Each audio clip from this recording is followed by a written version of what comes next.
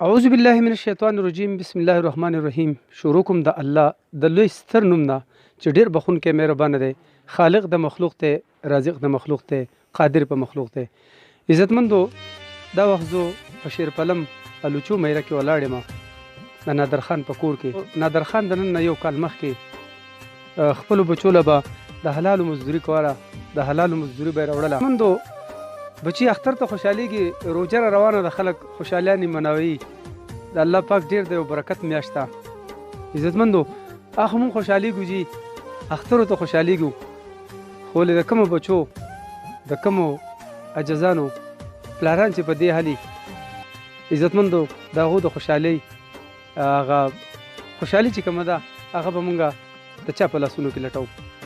عزتمندو راځي نادر خان نه راځو. وعلیکم السلام. عزتمنده خپله ټوله خبره چې د زما مسلمانانو وروڼو په حضور کې راوله. بسم الله الرحمن الرحیم. زما خو ډېر خلک مې پېژني، د باغوانۍ کار مې کوو او ټول علاقه کې او په دې کلي کې ټول مې پېژني. د هغې نه ما یو کال وشو بیمار شوی یم، د ګردو بیماري وه، راته دواړه ګولۍ مې فیل دي، د کاروبار نه وتی. د هغې سره ما تور زړی م شروع شوی دی، زیړ زړی م دی او بلډ پریشر مې دی. دا خواري مزدوري چې وه ما کوله اوس هېڅ نشته.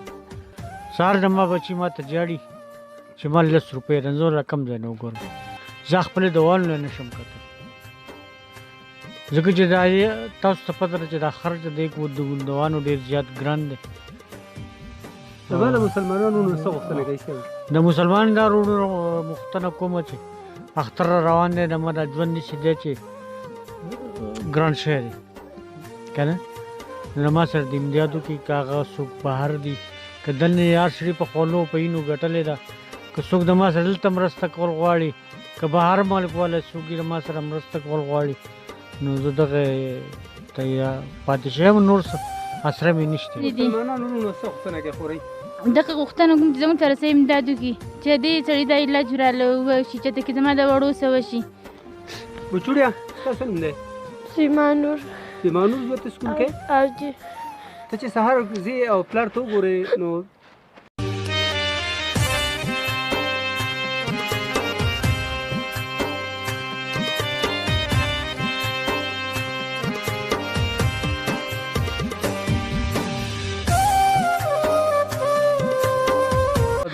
چې زما پلار سره امداد وکړي، زما پلار جوړ شي. اختر را روان دی، زموږ نور څوک نشته چې زموږ سره څه امداد وکړي. زما پلار ناجوړه دی، چې خلک زموږ سره څه امداد وکړي چې زموږ پلار د خیره سره جوړ شي. اختر را روان دی، زموږ نور څوک نشته، وړو ته به کړېږي، زموږ نور څوک نشته. ګوري عزتمندو بچو، خور ورور هم ستاسو نه څه غوښتنه وکړله. دا اختر را روان دی، زموږ سره امداد وکړي، مونږ خلکو ته کړېږو. پلار وایي چې جي زما نه 10 روپۍ د ورځې غواړي سکول ته چې ځي، زه د کم ځای کې نه ورکړم، چونکې دا ډېر ښه مزدور کاره، ښه محنت کش انسان و.